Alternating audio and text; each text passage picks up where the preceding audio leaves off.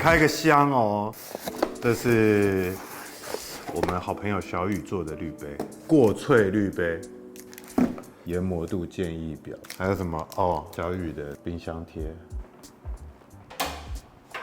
好，留个位置给他，这里好不好？好，那就贴这好了。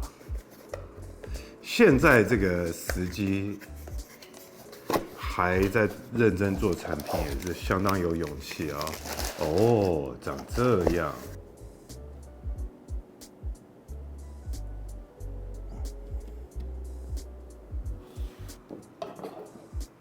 过萃滤杯，蛮会取名字的。黑色比较拍不出来，对不对？我今天有跟小雨小聊一下他做这个滤杯的想法啊，我觉得蛮有意思的。他是一个，我认为他是一个很认真的人啊。其实我觉得他这个有意思的地方是，他这个肋骨啊，这一根是凸出来的，一路下去。它隔壁这根呢是往下斜的，凹下去的。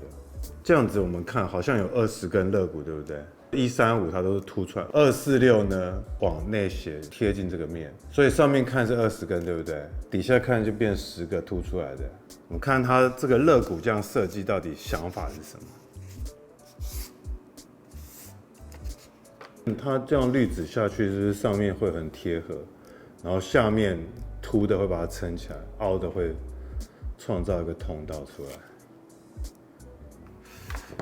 我们用什么豆呢？我看，哦，我们来用一个肯雅的凯蒙波勒，这个浅焙的中等研磨度，直接下。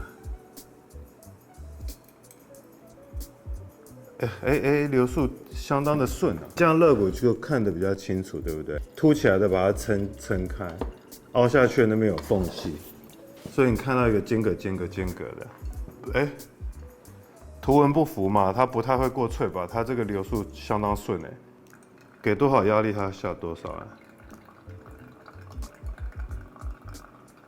一般我们认为短肋好像会比较卡嘛，对不对？之前Kono的肋骨越短，是不是流速越慢？因为它旁通越低嘛。然后它这可能就是它这个肋骨设计特别不一样的地方顺超级顺从头到尾都很顺等一下我们磨一个超细粉来试试看，要不要？好，看它有没有办法那么顺，很顺怎么那么顺？不会卡，完全不卡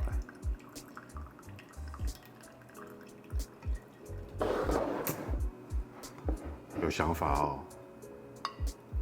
等一下我们拿个Kono的短肋来比对一下，为什么差别那么多？很干净的，味道表现很好。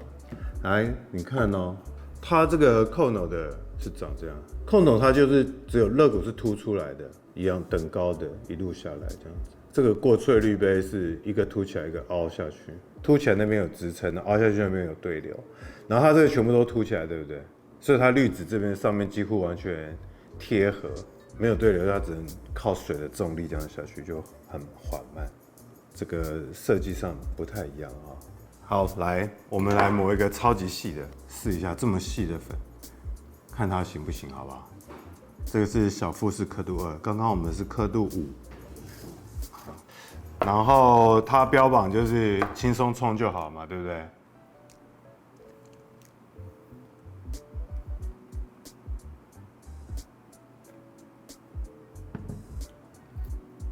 门针一下，一格一格的。那我们会一样顺吗？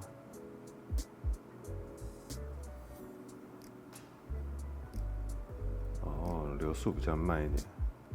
就它其实对流算相当好对不对？就它已经有个通道了。极细粉，你有没有看它我冲出来的样子？很有趣粉条那么厚然后中间一个吸下去的感觉，喝喝看，会是顺的吗？会过萃吗？不会，我还蛮喜欢的怎么那么顺？厉害厉害！待会呢，我们这个是超级大粉量，又很细，对不对？那我们拿这个 Classic Kono 的 Classic 跟它，然后用他建议的啦，15颗，然后这么细的粉，然后我们来冲冲看。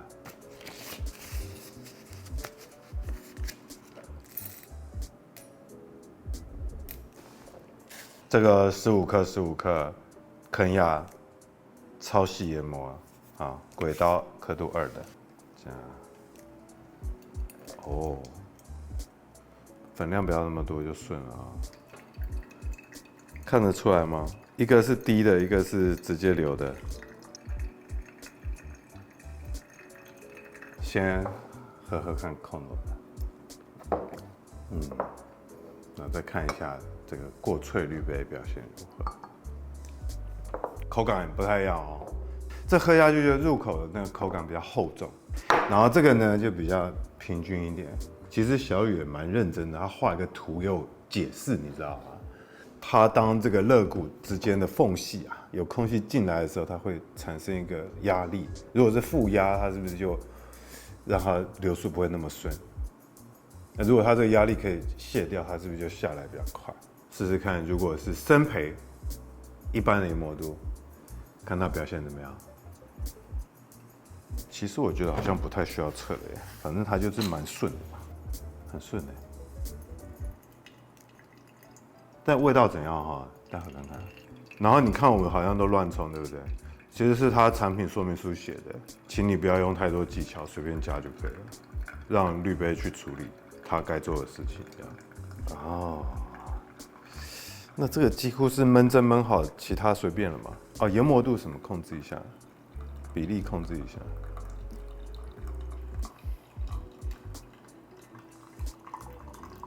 什么过萃？这根本又有点过快了吧？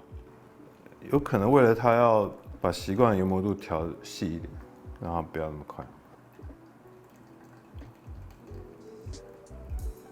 我觉得它这个滤杯的通道，就那个往下拉的力量都蛮大的。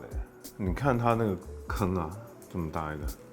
我来喝一下生培的啊，喝完就做结论了，好不好？哦。这个生培冲出来的表现哈，也是一样平顺的。这个过萃滤杯基本上不太会过萃的。它为什么要做只有下面有肋骨？因为上面它的脐带是形成一个封闭的，就是它跟滤纸贴得很齐。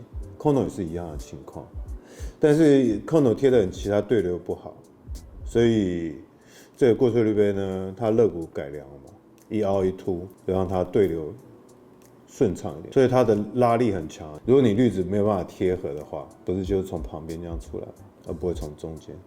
所以这个是我觉得他想法蛮有意思的地方。优缺点讲一下哈，先讲缺点再讲优点，好吧？首先，我个人没有很喜欢这个材质啊，我比较喜欢陶瓷或者金属的，它没有把手。但是这边是一个洞啊，那你水啊、脏东西进去久了，是不是就在里面？那你也不好清不到。